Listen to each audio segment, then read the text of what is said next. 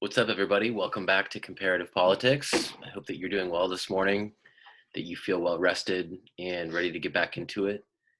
Before we get started, I think that it's incumbent upon us to just comment for a few minutes about the way that the election process is unfolding. There are some sort of unnerving signs that the Trump administration both doesn't plan to concede and intends to challenge the result using the Justice Department, maybe the courts. There are even signs that some state legislatures that are currently held by the Republican Party might be willing to appoint new electors to the Electoral College who would be favorable to Donald Trump. So these are all pretty unnerving signals that the incumbent government doesn't intend to facilitate the transfer of power. There's also apparently some document or some letter that a little known agency head has to sign in order to turn over as much as $7 million in transition funds to the Biden administration. That agency head has yet to sign that letter, and I guess intends on withholding her signature as long as possible so that Biden's team can't access that money. These are the kinds of things that we see in dictatorships, countries where democracy does not rule and where incumbents remain in power long past their expiration date and use all sorts of legal tricks to try to retain power in the face of opposition. It's not something that we've ever seen here, to be sure. And we know that democracy is about the winner of the election taking office. And so if that doesn't happen, that's more than just a little concerning. Now, before we get started today, I just want to create an opportunity for us to comment on this. If you have any ideas, if you have a thought or an opinion, I'd like to hear from you. There's a lot here, and it's such a unique moment in time that we have a chance to talk about this before we get started and maybe learn something or two and relate it to the class. And so what thoughts do you have?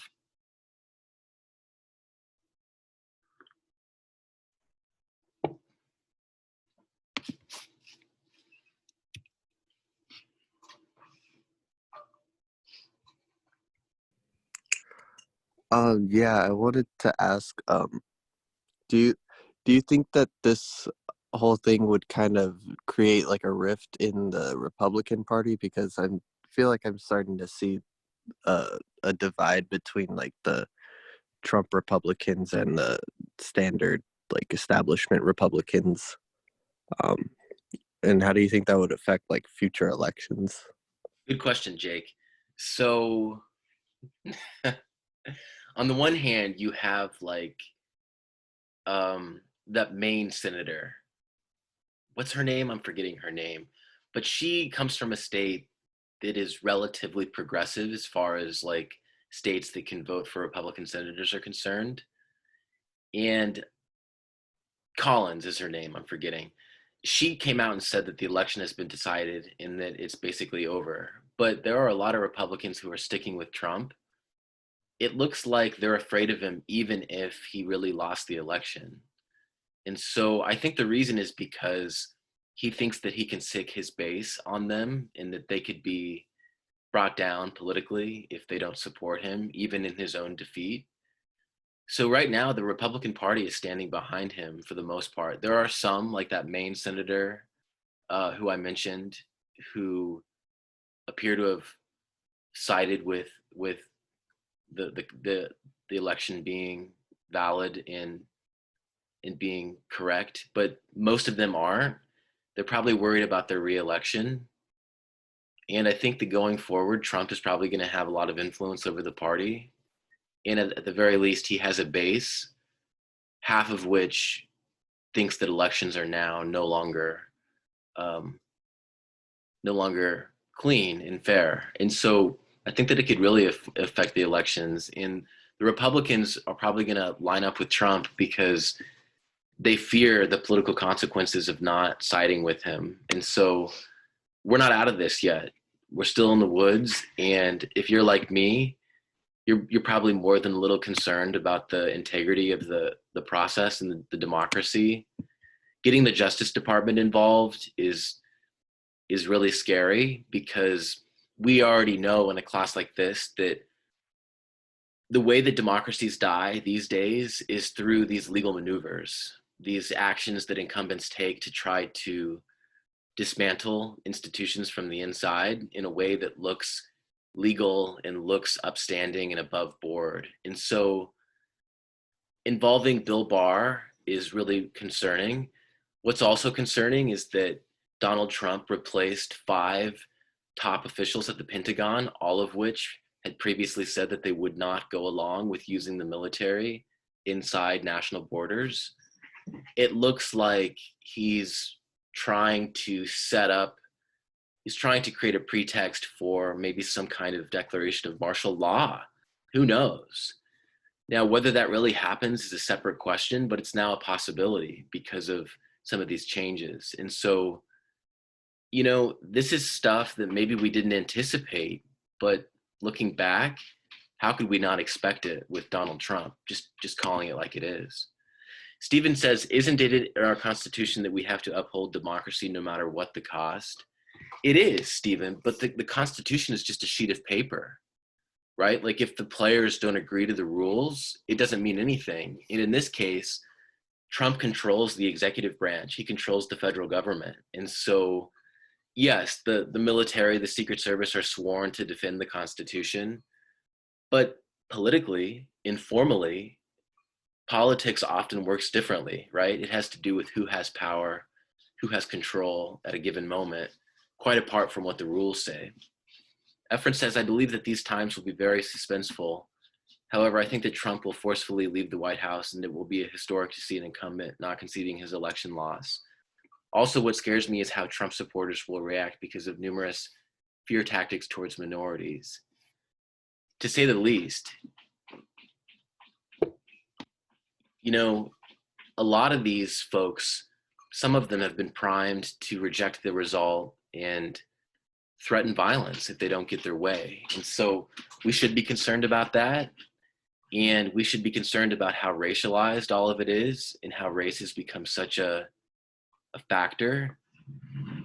When they say things like Democrat-run cities, you know what that really means. It means that these are cities that are minority cities. That's what that means when they say that. That's a dog whistle if there ever was one. Sorry, everyone, you might be able to hear that. That's one of my cats. Well, I think that we should get started. We've been discussing this a lot, and let me read Alex's comment. Oh, along with they are coming for your suburbs. Yeah, that's definitely a dog whistle too. I think that's a dog horn, if there was one.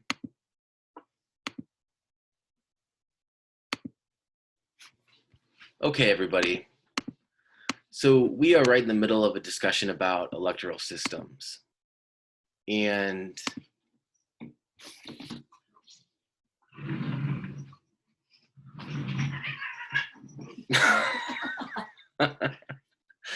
oh, you may have heard that my cats are fighting. Before I get started, everyone, I'm going to get some water, okay? Give me just a moment.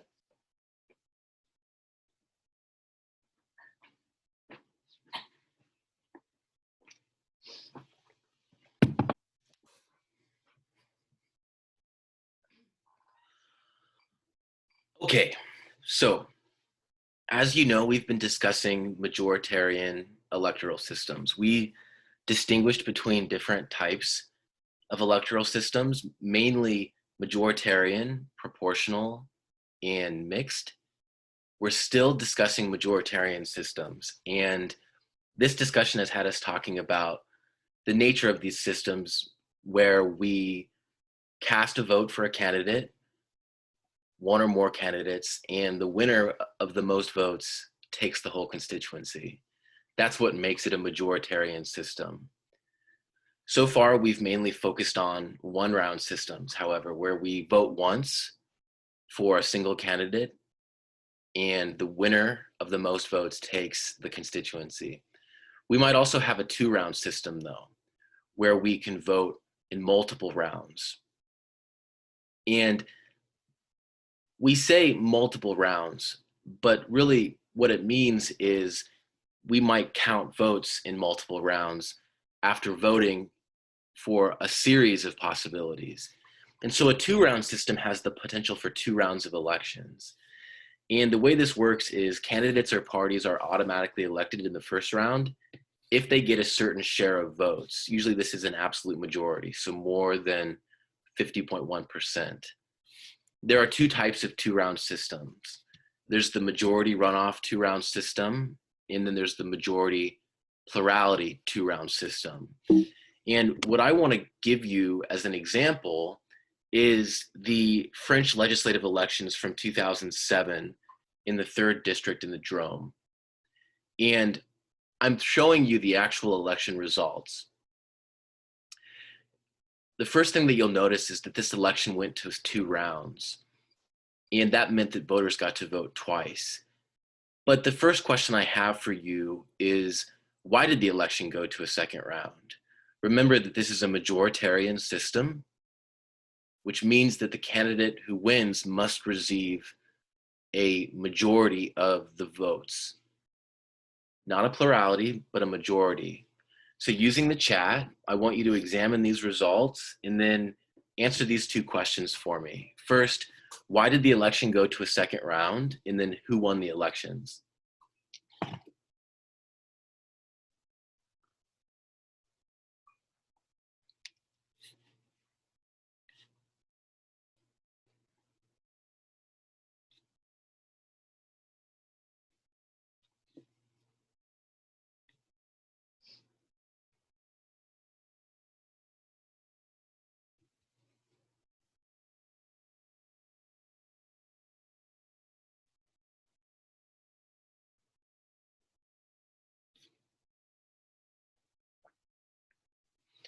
So to ask the question a different way, why didn't Marathon win the election in the first round? Why didn't the race just go to Marathon?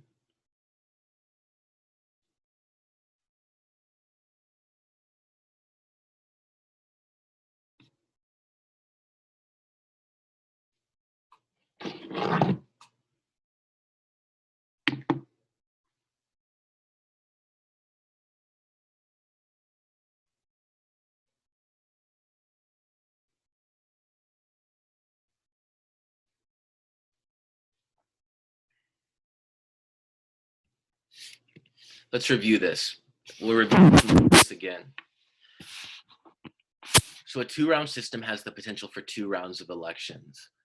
Candidates or parties are automatically elected in the first round, but only if they win an absolute majority. An absolute majority is more than 50.1%. Remember that a plurality is less than 50%, but larger than any percentage of any other candidate. And so in a 2-round system, we can go to 2 rounds if in that first round, no candidate receives an absolute majority or more than 50.1%. And so we expect multiple rounds or a second round if no one decisively wins the first election. And so let's look at these results one more time, and then using our understanding of a 2-round system, answer these 2 questions. Why did the election go to a second round? And then who won the elections?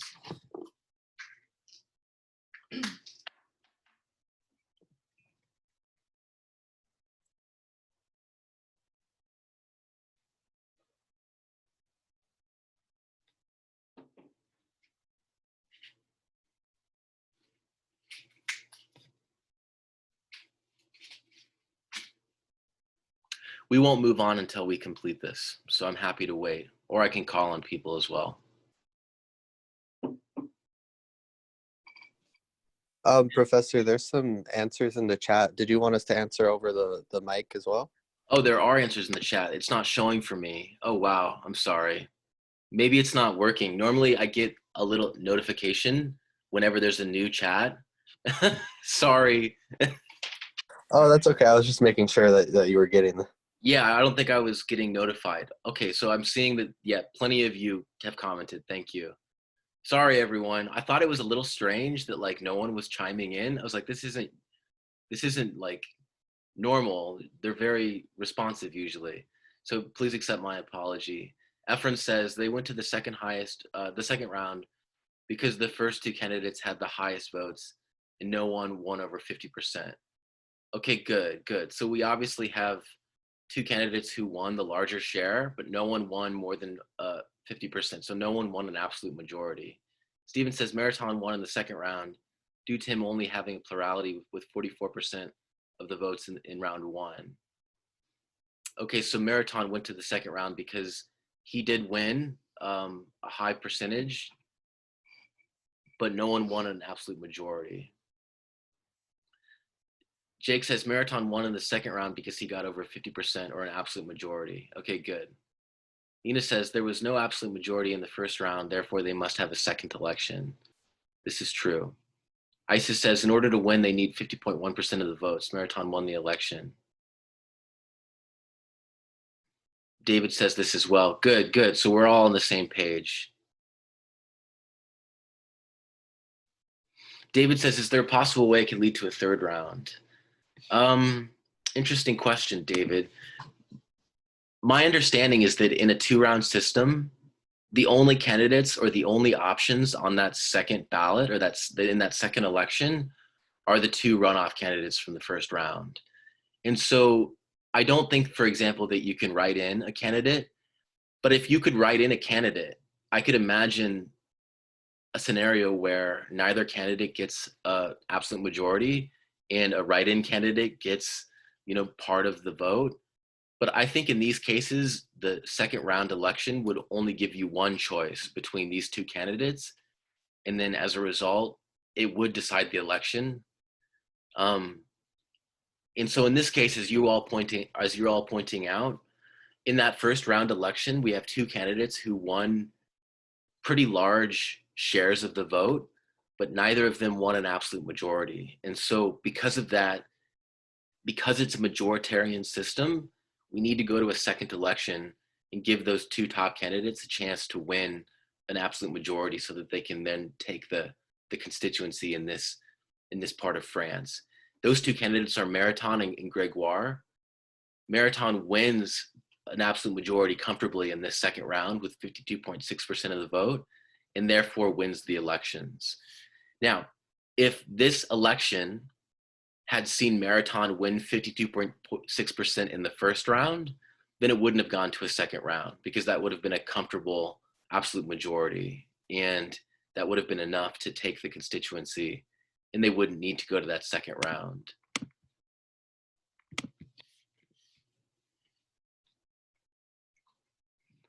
Now, another form of electoral system that falls under the majoritarian umbrella is the single non-transferable vote. And this is a system where voters cast a single candidate-centered vote in a multi-member district. Posts are filled by the candidates with the most votes. So we can imagine, for example, a constituency where there are 4 seats. There might be 8 candidates. The 4 candidates who receive the largest numbers of votes would win the office. And so this was used in Japan until 1996. And the way it works is you simply vote for a candidate who you like the most. The 3 candidates or however many candidates correspond to the number of seats. That's the number, that's the set of individuals or contestants who win. And so you might see, for example, multiple members from different parties. Like in this example, there are 2 candidates from the Labour Party, 2 candidates from the Conservative Party, but you cast a single vote. And the candidates who win the most votes fill however many seats are in the district.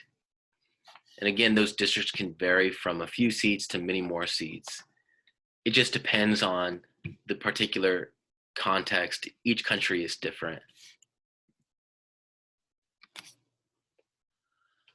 A block vote is still different than a single non-transferable vote in a 2-round system as well. This is also a candidate-centered system that's used in multi-member districts. voters have as many votes as there are candidates to be elected. So whereas in a single non-transferable vote system, you vote for a single candidate, in a block vote system, you vote for as many candidates as there are seats to be divided up in that district. So if you have 4 seats in a multi-member district, voters have 4 votes in that district. And then you get to choose who you would like. And that gives you much more freedom than in a single non-transferable vote system or a single member plurality district system. The candidates with the most votes win. And so again, if you have 3 or 4 seats, the top 3 or 4 candidates will get those seats. As you can imagine, in these kinds of elections, you have many more candidates than you would have probably in a single member district plurality system, or at least you'll have more candidates who stand a reasonable chance of winning. Remember that when you go to the ballot box here in the United States, when you vote for your legislative representative in the House of Representatives, you might see candidates from 5 or 6 different parties, but you only have a single vote. And realistically speaking, because you have a single vote and because we have single member district systems, those top 2 parties are the most competitive parties. Those are the only parties likely to win those actual seats. In this situation, we have multi-member districts. It's possible that we only have a couple parties that are viable, but it's also possible that there are more parties and that more parties get seats because there are multiple members in the district, and it becomes possible for many more parties to get representation in that district. Do you have to give all votes to one candidate? No. So the way it works is it's like the top 3 or the top 4 candidates.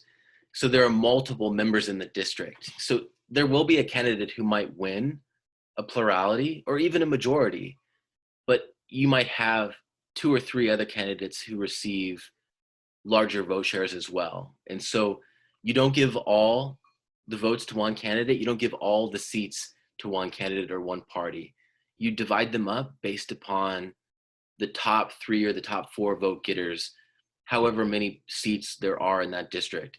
In the example I've been giving you, I've said 3 or 4, but we can also imagine a situation where a block vote system is used with multi-member districts and 5 or 6 members in the district. It just can vary is the point. But this is a system that's very different from what we recognize because we have single member plurality districts here in the United States. A block vote system is very different because it's got multiple members in that district. And it gives you more freedom as the voter. So before we move on, would you prefer to have a block vote system where you have as many votes as there are candidates to be elected, or do you like voting for a single member? I think I personally would like to have as many votes as there are candidates to be elected. If there are 3 or 4 seats, why not be given 3 or 4 votes? Another way to do it, obviously, is to proportion out those seats according to ranked choice, like we talked about on Tuesday. But a block vote would be a way to do it where you would have multiple votes.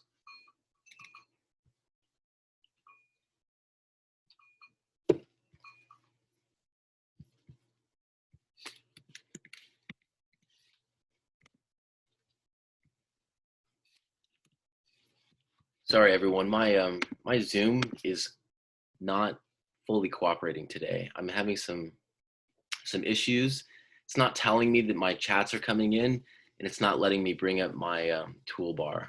But I'm going to deal with that on my end. We should be fine. Rady says, I'm thinking a block vote system would represent a treat to the current political parties in power. I like the idea of having more than one vote. Oh, a threat. I think Rady said a threat to the current parties in power. Yeah, right. Because you could vote for, say, like a third party. You could vote for like a Jill Stein or like a Ralph Nader. You could vote for a libertarian. And the fact that you have multiple votes means that your vote is not wasted, right? You have multiple shots or multiple chances, multiple ways you can express your preference, as opposed to having a single vote for a single member district, or even a single vote in a district where there are 3 or 4 seats, where votes will be divvied up and seats will be divvied up based upon the proportion of the vote received.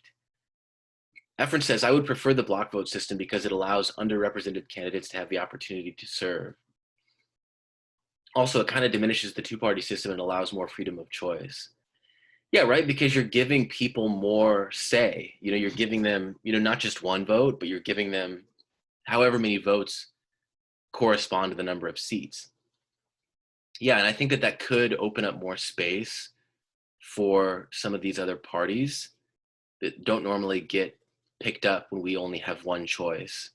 Ian says, I still feel like Republicans, Democrats would still have the majority of seats.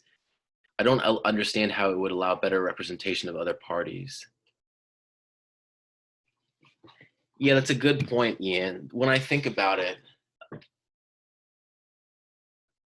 it still is a majoritarian system, right? In the sense that to get to get to get a seat, you have to be among the top vote getters, right? And it stands to reason that some candidates might win vote totals that put them in 4th or 5th place, and therefore they wouldn't get any representation at all, right? And they might just be kind of eliminated and they wouldn't get any seats. And in that case, they still would be kind of victims of the majoritarian system because they might receive nearly as much as the other candidates who were in the top 3 or 4, but just not enough to kind of get in that top 3 or 4. So it's still a majoritarian system. I think that to answer your question, Ian, the block vote might be more helpful to smaller parties because you don't have to win a majority or an absolute majority to actually get a seat or to actually get representation. And so in a single member district plurality system, you've got to win the most votes. And what that means then is only the most competitive parties are likely to win. But in a block vote system, you still have to win the most votes, but there are multiple members in the district. And what that means then is you can win a smaller plurality, so to speak, or you can win a smaller share and be among the top 3 or 4 or 5 or however many seats there are. And that then means that you don't have to cross as high a bar. You don't have to reach as high a threshold, so to speak, to kind of get a seat.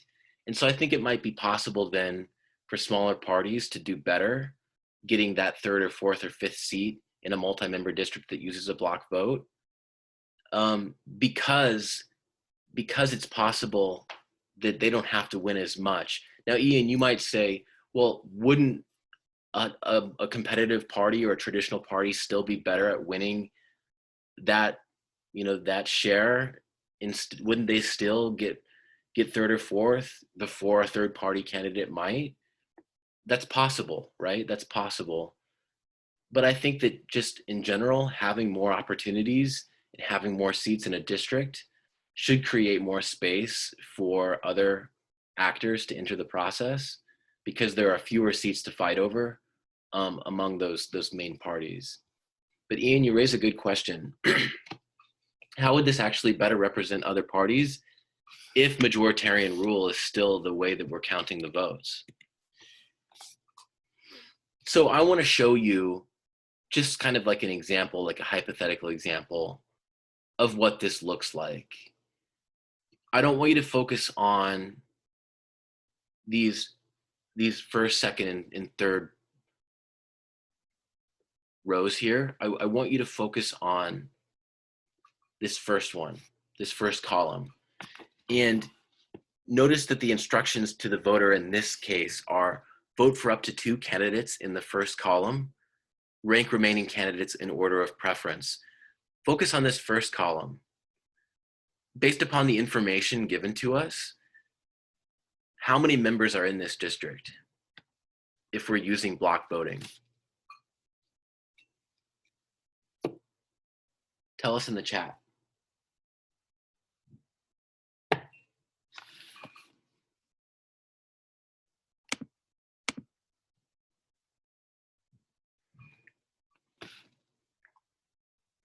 I don't know how long it would take, Dorian. I think that it would definitely take a little longer because we've got to figure out what proportion or how many votes each candidate got, and voters have more votes, and so therefore there are more votes to count.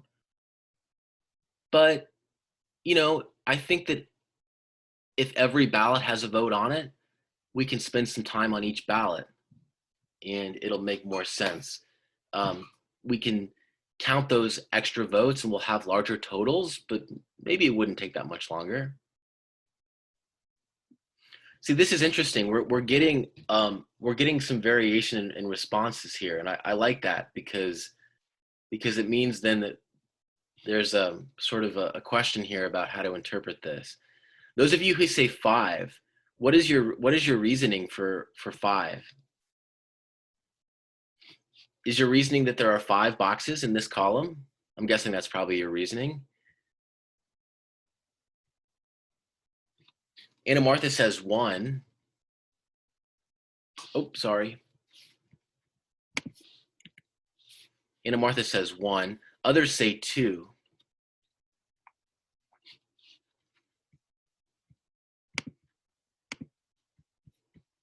Steven says 2. Alex says 2. So it's a block vote. So that means that we vote for however many candidates there are, or however many members there are in the district, I should say. And what that means then is we vote once for each member to be elected. Now Jake says 3. No, so it's not 3.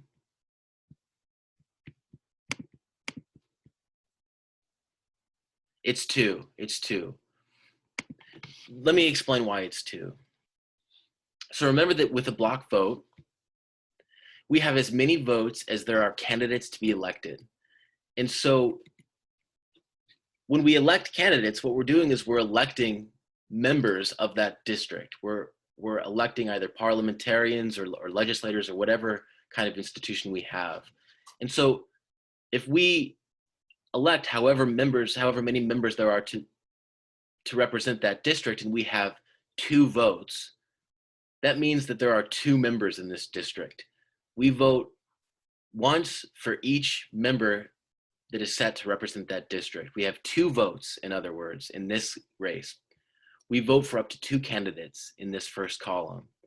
There are in total 5 possible candidates, but there are 2 members to be elected, 2 seats to be filled. So we cast 2 votes. That means then, in this case, we cast our vote for John Citizen and Mary Hill. But we could have also voted for Joe Smith and Jane Doe, or Fred Rubble and Mary Hill, and so on and so forth. So in this first column, we use our block vote, and we vote twice. We cast 2 votes. And we can vote for, whoever we want, right? We can't cast 2 votes for the same candidate. Instead, we've got to distribute our votes across 2 candidates, whichever 2 we prefer, because there are 2 members in this district, 2 candidates to be elected. Now, if you said 5, the reason that's incorrect is because there are a total of 5 candidates, but we're not electing 5 candidates. We're electing 2 candidates. If you said 3, that's also incorrect, because in this case, 3 candidates will not get any votes when we cast our ballots. 2 of the 5 will. Those 3 won't be elected or won't receive our votes. The 2 that we vote for will receive votes towards them being elected the member of the district, or one of the 2 members of the district. And so the block vote always gives us as many votes as correspond to the number of members to be elected by that district. Now, as a reminder, this is new to us because if you vote in US elections, you vote for a single candidate. We don't have block voting. You have 1 vote, and you vote for a single candidate in an election. And moreover, we have single member districts, meaning with each district, there's only a single member of Congress elected. They take the whole constituency. Oh, my Zoom is not working today. This is not good. Okay.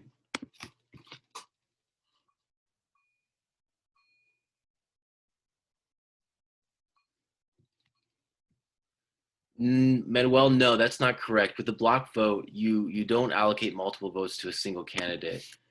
You have as many votes as there are candidates to be elected.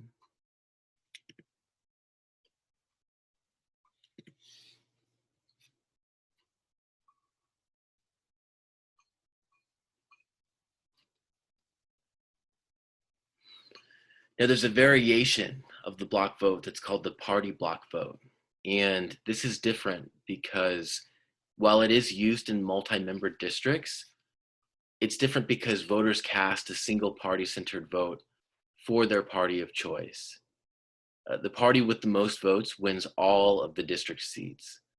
So whereas before with a block vote, we can vote for however many candidates correspond to the number of seats in that district, with the party block vote, we cast a single vote for a party, and then the party itself wins all of that district's seats. And so in this case, the party gets all of the seats that would otherwise be distributed among multiple candidates across different parties under a block vote system. So the party really decides in this system in comparison to the previous one. Yeah, Jake, that's a common mistake. You see those 5 options, and then that number 5 sticks out. But it only is the number of seats that correspond, or the number of candidates that correspond to the number of seats in the district.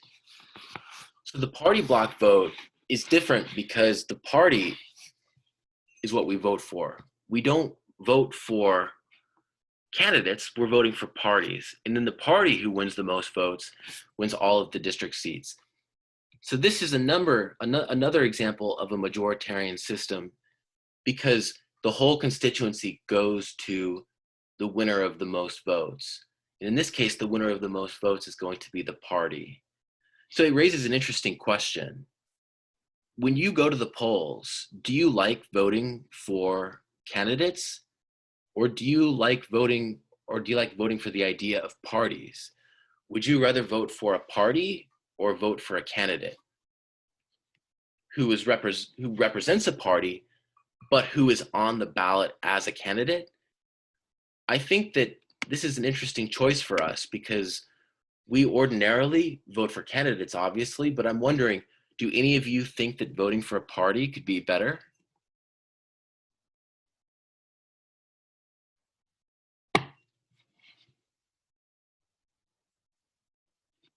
Jake says this is a dangerous way of voting. The party block vote, Jake, or the block vote? The party block vote. I feel like it's kind of dangerous. I don't know. I just don't really like the idea of people only voting just by party. I feel like it makes the candidates of those parties maybe not as representative of the people, I guess. See, this is really interesting. I want to hear more about this. Let's hear from Alex, and then maybe we can come back to Jake if he has any more. Alex, I don't want to, require you to comment, but do you want to tell us a little bit about why it's a pass for you? Do you mind? I didn't have really a specific reason, but I think it kind of emphasizes it's like partisanship that's like really present in the country. So Okay. people that have like this strong Republican or specifically party-wise tie will vote solely for the party, which doesn't necessarily give them the party like any incentive to act in their own interest if they know that they have a strong base that doesn't really care. I see. So, yeah, I don't know. I think it just kind of emphasizes the partisanship in the country, or Yeah, in a particular nation. that's a really good point. It can kind of cement those partisan divides and make it difficult or more difficult to bridge the gap. It kind of gives the party a lot of influence also, because we're not voting for individual candidates and their platform. We're voting for a party that might have a lot of control over those candidates under this system. Jake, I'm curious, this being dangerous, what do you think is the biggest danger? Um, I I'm not sure what I think is the biggest danger. I would be afraid that the parties, like you were saying, they would get too powerful and have too much influence over like who they do put in power. Hmm. And I just like I don't know. I feel like it makes people not vote based on any kind of ideology or like policies or anything like that. And I feel like it, like Alexis was saying, like it just further leads to partisanship and voting along those lines rather than actually like thinking policies through and that kind of thing. For sure. So Manuel says, by voting for candidates, there's variation in policies. When you eliminate that individuality, only partisan policies will pass. Yeah, you kind of lose some of the nuance of different candidates and how they might lighten up some of the party line. I agree with that. Stephen says, this way of voting seems like a shot in the dark because if a party wins, they can throw anyone into the legislature which wouldn't represent the people and their ideals. Touche, right? And it could be that the party decides who to put in power, um, so that the party is better off and not necessarily the public interest or whatever agenda the constituency of that party supports. Manuel says the danger is that there would not be a mixture of conservative and liberal ideas and policies. So I'm really happy to see that you're also critical of this. And the reason I'm happy is because party block voting does give the party tremendous influence. And there's a reason that it's especially problematic. Oftentimes, if you don't vote for candidates and instead you vote for a party, that lets the party leadership exert a great deal of control over individual candidates or individual party members who might be chosen after the election to fill the seats won by the party. And when party leadership has that degree of influence, a lot of corruption follows. And I'll explain to you why. In Latin America, for example, in a country like Argentina in the 1990s, they had a system that was similar to this. When you went to the polls, you didn't vote for individuals, you voted for parties for the Congress. But what that meant was that party leaders could put party stalwarts and party members in the bureaucracy, and then they could require them to steal from the bureaucracy to finance the activities of the political parties. And only those bureaucrats and party members who stole the most would actually be put in power after the election determined however many seats the party got. So basically, what was happening was party leaders were able to force party members to steal for the team if they wanted any hope of getting seats in Congress through the election, which basically used party block voting. So it gives the party not just control of the party members in ways that leads to corruption, but it also gives the party so much power to decide who the membership of the Congress will be that it can really undermine a lot of the choice involved in voting for voters. And so we get corruption, you get a cementing of partisan divisions, you lose some of the nuance that comes with the power to vote for individual candidates. And in general, it's a system that gives party leadership a lot of power, much more than we ordinarily would like. When we vote in the United States, we vote for candidates. And there's even a saying, hate Congress, love your Congress member. The whole point is that we vote for individuals. Imagine if we were to go and vote for parties instead. That could change the system substantially, and it could lead to more corruption. It could force those party members and potential Congress people to serve the party interest if they want to get installed. And it could make it much harder for us to rely on the government to represent us because the parties would have so much power. So Jake says, also as a progressive, this is really scary. Jake says, the Democratic establishment wouldn't allow any progressive movement under this system. Yeah, exactly. you have these establishment politicians, people like Chuck Schumer, Nancy Pelosi, who really have some disagreements with some of the more progressive representatives like Ilhan Omar, AOC. Would any of those people get supported or chosen by the party leadership if the party leadership made choices about who will fill the seats won by the party? No, they probably wouldn't, because those progressive legislators threaten that party agenda that's set at the top. And it's more difficult for the establishment Democrats to control those more progressive representatives. It's very likely that people like Bernie Sanders would also face a tall hill to climb. Bernie Sanders is technically an independent. Would he have any success within the party? Probably not. He wouldn't. And so you can see then how this system could be detrimental if we already value having a more candidate-centered system instead of choices. Efren says, I believe it would be difficult to create change within the own party and could face an identity crisis because, as you said, some have disagreements on how to govern. Yeah, absolutely. And then you might ask, well, why do we have a party block system at all? Why did these systems ever get put in place? Well, it has to do with, power relations, right? I think that your answer has to do with the influence of party leadership and the strength of parties in some of these systems in their capacity to set up systems that favor the party leadership. And one thing that I want to point out moreover before I continue is that party block voting highlights an interesting reality, which is that parties themselves are not unitary actors. We can't really assume that the party itself is a single collective, coherent actor. There are divisions within parties that can be widened or deepened and that can cause the collapse of the party.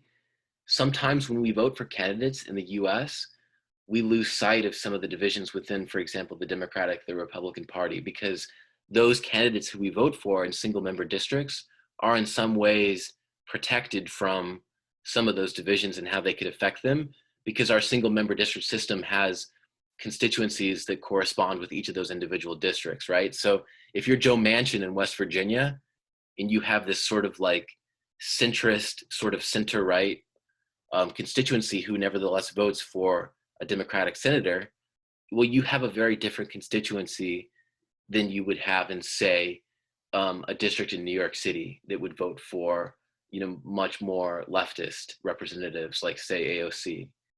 And so we really, really begin to see some of the differences across systems when you focus on a party block vote and how different it is, even while it's still an example of a majoritarian system. So this brings us to proportional electoral systems. And this is really a shift from basically the United States to really more of a European way of thinking. And obviously proportional representation is used in many other countries in the world, but it's especially common in Europe because they use systems designed to give seats to parties based upon the proportion of the vote that they received. And they do so often as part of parliamentary systems that are designed to incorporate more parties and to do so more proportionally.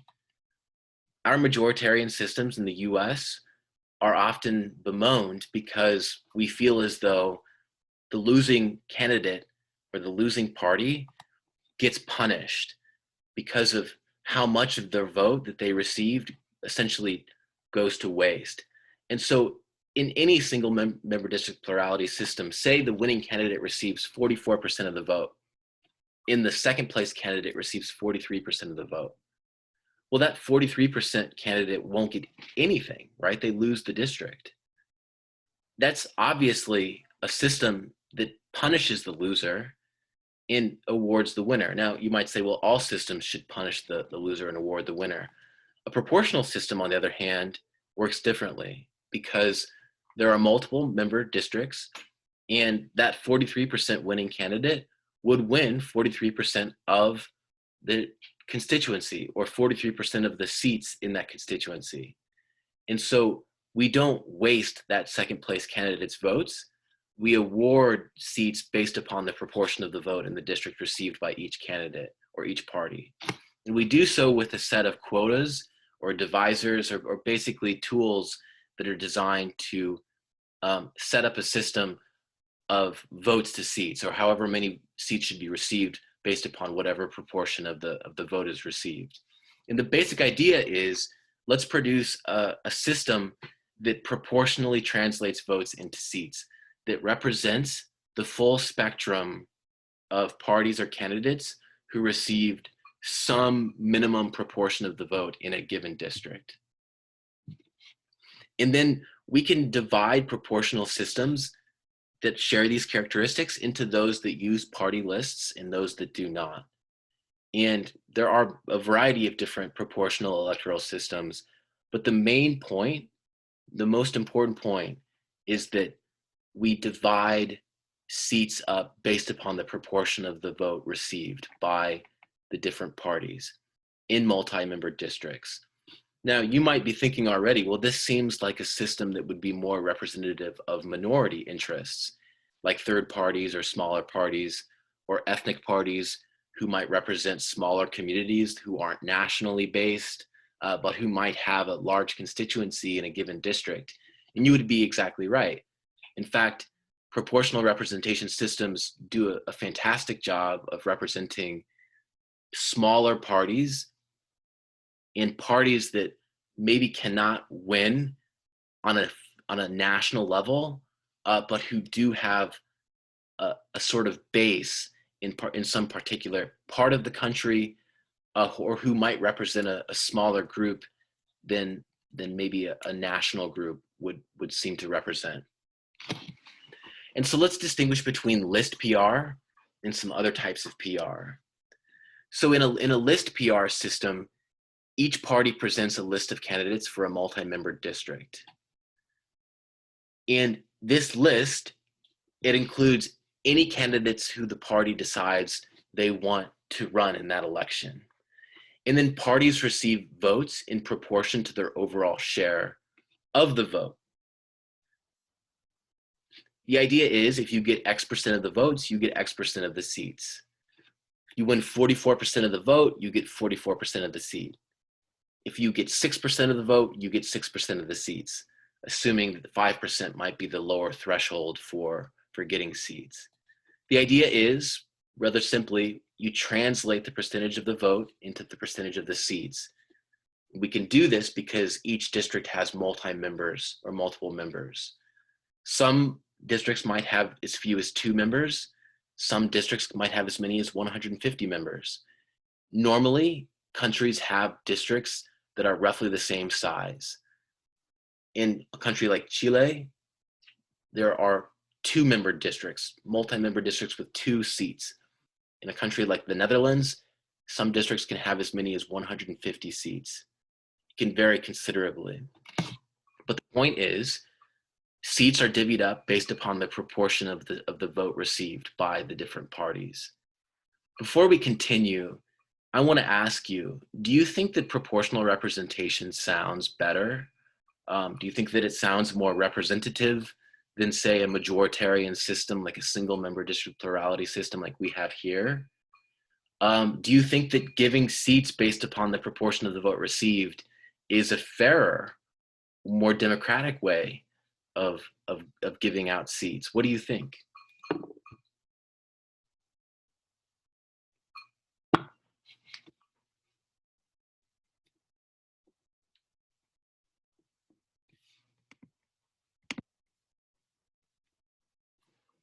This is always an interesting question. Oh, can I go? Yes, Efren, please. Yeah, so I believe that, like I said, with the block vote or something, yeah, block vote is, I think this is also kind of beneficial because there's like third party candidates or outside candidates or like other parties that like want to have a fair share in like in politics, and so this kind of contributes and mobilizes like those parties to say like, look, we have a chance. So if we receive like 10% of the vote, we can at least have some, at least a few, like less like than 2 seats. I don't know. I'm not good with math, but like it allows more like representation and like of the overall message. It kind of diminishes the 2-party system, and also it creates like a new identity and like new viewpoints in politics. Yeah. So remember that we talked about how majoritarian systems have that mechanical effect and that strategic effect. And both of them punish small parties because both voters and politicians don't want to waste their energy and waste their vote or waste their time. So voters won't vote for parties that won't win a majority or win the district. And then politicians won't create parties that aren't strong enough to be more competitive than the two most competitive parties. And so both of those things tend to punish third parties in majoritarian systems. In proportional systems, on the other hand, you receive seats based upon the proportion of the vote that you won in the election. And what that means then is that both the mechanical effect and the strategic effect go away. Suddenly, both voters and party leaders face a different set of incentives because for party leaders, for example, they can get seats with a relatively small proportion of the vote as long as they cross some minimal threshold. And therefore, they can be confident that they'll get a proportion of the seats that's equal to the proportion of the vote that they got, so long as they can get some proportion of the vote. On the same token, in the same way, voters know that they can vote for whoever they like, and as long as that party or that candidate or that list of candidates, I should say, gets a minimum proportion of the vote, the voter also won't be wasting their vote. And so it does then carry the possibility of smaller parties getting seats. It carries the possibility of smaller parties becoming important members of larger coalitions who might form after the election. And it means that in general, there's going to be many more options available to both parties, party leaders, and voters. And so proportional representation has often been argued to be more democratic because it doesn't punish minorities and it doesn't sort of disproportionately represent majorities, even if they are very small majorities. And I'm going to go further and say that in a single member district plurality system like the US, where most congressional races are decided with a plurality instead of an absolute majority, PR looks especially democratic because remember that a single member district plurality system, it's a majoritarian system in which winners don't even normally win majorities. They normally simply win pluralities. And yet they are treated as the majority because they take the whole constituency. Jake says, I think this would be very, very beneficial for smaller parties, and it would be more democratic and representative for districts. Kevin says, depends on how easy it pans out, because this sounds like it could be easy to have one party rule. Is that so though, Kevin? Because remember that for one party rule to be the case, one party would have to basically win all of the votes in every single district. Whereas in most situations, they might win a majority, but even in those cases where they won a majority, they would still have to cooperate, or they would still face smaller parties who won the rest of the votes in those districts. I almost wonder if one party rule becomes more likely in a majoritarian system, since in a majoritarian system, all you need in a single member district plurality system, for example, is a plurality in a given district to take the whole constituency. And so say you win a plurality in every district in an SMDP system, that would be one party rule. But in a proportional representation system, there's at least that possibility that there will be other parties who win part of the vote in each constituency. But I think that's an interesting possibility, Kevin. A bit too convoluted for America, maybe. Yeah, maybe. Because oftentimes list PR goes hand in hand with larger party systems. And we know that the two-party system is so central to how we organize politics here that I don't know which parties, frankly, would get some of those other votes. I think the Green Party might be competitive. I think libertarians might be competitive. Maybe the Socialist Party would be competitive. I don't know.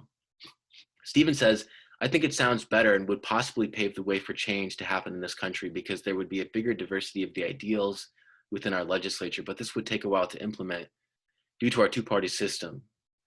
Touche, touche. And it's also interesting to think about who those parties would be, right? And I want to go further, and I'm wondering if we had a PR system, would the Democratic and Republican parties sort of remain catch-all umbrella parties, these big parties, or do you think that they would splinter into smaller parties?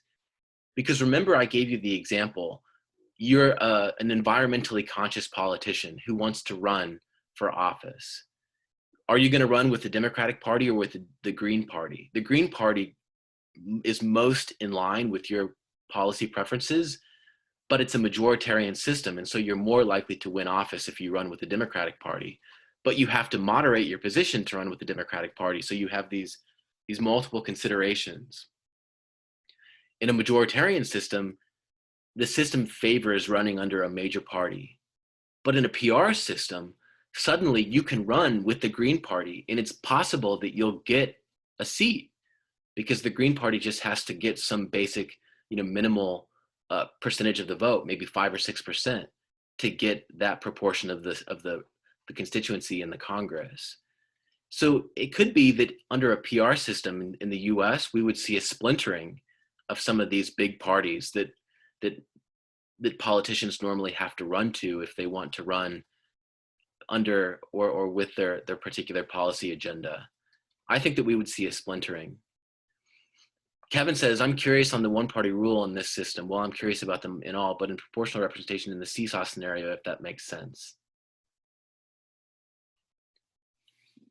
Yeah, I don't know about so I think what Kevin's saying is, would there be sort of this tilting back and forth between the key parties in the proportional representation system? I think that what you would see, and I don't know, but I think that what you would see is you would see some of those big parties begin to splinter a little bit, because it might be possible for some of the candidates on the flank, the far left or the far right candidates, to form parties that could also be competitive and could also get seats under the PR system.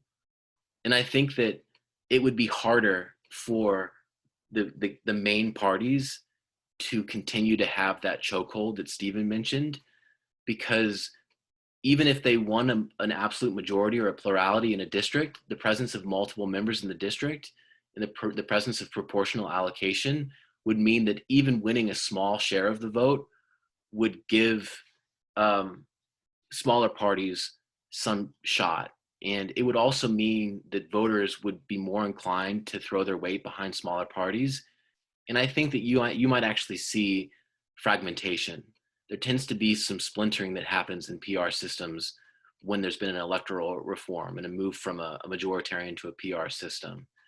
But Kevin's question is a good one. And I wondered myself how the system would change if we had a different electoral system. The PR systems that we're talking about can go a lot of different ways in terms of their characteristics and in terms of the precise way that they allocate seats to parties. So far, we've sort of just been discussing proportional representation kind of in general. But the truth is that there are different formulas for actually doing this. There's also the question of the district magnitude and the number of members in a district. I mentioned earlier that countries like Chile have 2 members in a district, whereas countries like the Netherlands can have as many as 150. The district magnitude matters a great deal because it impacts the size of the parliament or the size of the legislature. The use of electoral thresholds also matters because in some countries you have to get like 5% of the vote, like in Germany, in order to actually get your percentage of the vote translated into the percentage of the seats. If you fall below that threshold, you do essentially waste your vote, so to speak. That is to say that if you're a party that wins 4% in a system with a 5% threshold, you don't get any percentage of the actual constituency because you haven't crossed the threshold. And there are some cases, like in Turkey in 2002, for example, where so many of the parties don't cross the threshold that as much as half of all votes cast can technically be wasted. And so majoritarian systems we critique because they tend to waste the votes of voters who vote for second place or third place candidates. PR systems can actually do this too if parties don't cross the threshold. And then the type of party list employed also matters because, as I pointed out so far, sometimes it's a closed list where you simply vote for a party, and then the party itself determines which candidates from within that party will be assigned to the seats won by the party. We can also have an open list where parties put forward a list of candidates, and in voting for a party, you're actually voting for particular candidates who are on the ballot representing that party already. And so the difference between a closed and an open party list is really important because it means a difference between substantial power to the party leader or substantial power taken away from the party leader. And that can often impact corruption and all sorts of governance issues and things that happen further down the line. So when we talk about a PR system, quotas are an important part of the discussion. All PR systems either employ quotas or divisors to determine how many seats each party wins. And a quota basically indicates the number of votes that guarantees a party a seat in a particular electoral district. Now, it's not the case that one vote entitles you to whatever proportion of the Congress or Parliament one vote gets you. Instead, you have to win a particular percentage of the vote, as I mentioned on the previous slide. In Germany, that percentage is 5%. In some countries, it's a little bit higher. In some countries, it's lower. But the point is always the same. You have to win some percentage of the vote in order to get at least one seat or even the minimal amount of representation in a given electoral district. And that quota can vary. There are different kinds of quotas. So we'll talk about a couple different types of quotas, and we'll look at some examples here in a moment that help us to see what this means. The simplest and most common quota is called the Hare quota. And this is where you basically divide the number of valid votes by the number of seats. And this is used in countries like Benin, Liechtenstein, Colombia, Brazil, Peru. It's the simplest quota because it's the most intuitive. It simply involves dividing the number of valid votes by the number of seats. The second most common quota is called the Droop quota. And this is where you divide the number of valid votes by a modified form of the Hare quota's second component. And this is seats plus 1. Valid votes divided by seats plus 1. And this is used in Slovakia and Luxembourg, for example. Again, these are common in European countries, but as I'm showing you here, it's also relatively common in Latin American countries too. Now, there are other quotas too. There are a variety of different types of quotas, all variations on a theme used with proportional representation. But we'll focus on the Hare quota and the Droop quota for our purposes. So let's take a look at an example of the Hare quota. Say we have 100,000 voters in a district that is electing 10 members. This means then that we divide 100,000 votes divided by 10.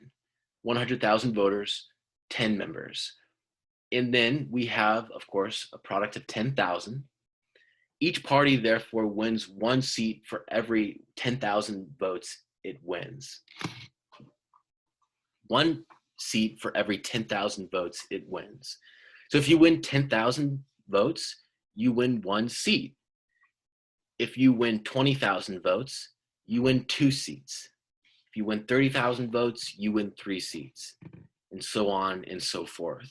And so quotas are used to go from some much larger number of votes in a given district to some proportion of the total seats in that district. And so let's take a look at another example or some actual election results, some hypothetical results that translate votes into seats using the Hare quota. So we have Party A, Party B, Party C, Party D, Party E, and Party F. Party A receives 47,000 votes. We divide that by 10,000, and what we get is 4.7. That means that they automatically get 4 votes, or 4 seats, excuse me. 4 legislative votes, 4 legislative seats. Say Party B receives 16,000 votes. We divide 16,000 by 10,000, and we arrive at 1.6. And what that means is that Party B automatically gets 1 seat, whereas Party A automatically got 4 seats because it received roughly 4.7, roughly 4 times what Party B received. Notice that it's proportional to however many votes they received, dividing that total number of votes by 10,000. Party C received 15,800 votes. We divide that by 10,000, and we arrive at 1.58. The automatic number of seats in this case is 1. Party D received 12,000 votes. We divide that by 10,000. We get 1.2. Party D receives automatically 1 seat. Party E receives 6,100 votes. Now notice that falls below 10,000. So when we divide 10,000 by 0.61, we don't get 1. We don't get enough to give them automatically 1 seat. So their number of automatic seats in this case is 0 because they don't receive 10,000 or more votes. Party F, it's a similar situation. With Party F, the party receives 3,100 votes. We divide that by 10,000, we get 0.31. And that, in the end, gives them 0 automatic seats. Notice that these parties all receive some percentage of the votes or some share of the votes, but only the parties that receive more than 10,000 votes, in this case, received automatic seats according to the Hare quota. Because remember that the Hare quota involves dividing the voters in a district by the number of members in that district.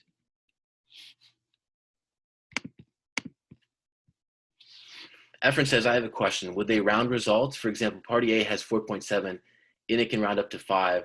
So would they get 5 seats? I'm just curious. No, so Efren, there's actually an additional step in this process that involves assigning remainder seats. And remainder seats are basically the seats that are left over after each of these votes to quota numbers is reached. So notice, for example, that 47,000 votes total divided by 10,000 is 4.7, but that doesn't give them automatically 4.7 seats. That gives them 4 seats, right? And so you'll notice that there's sort of a little bit left over for each party after they receive that number of automatic seats. There's actually a formula for determining how to divvy up the remainder seats. And we're not going to talk about that in class because it gets a little bit more technical and it's often sort of less important in the grand scheme of things, but they don't round up, to answer your question. It has to do with another formula that they apply to figure out what the remainder seat or who gets the remainder seats or however many remainder seats are left over. So in this case, there are 3 remainder seats.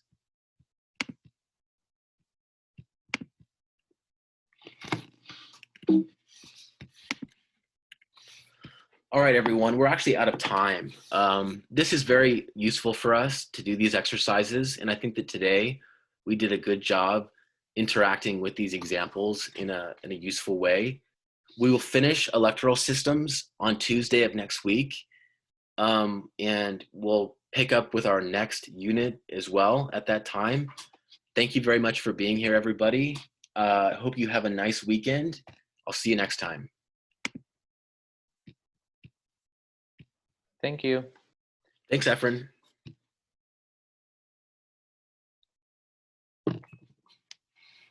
Thanks, Jose.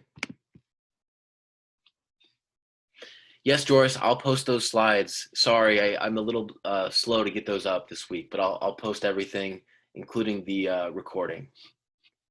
All right, sounds good. Thank you. Have a good day. Thank you. Have a good one.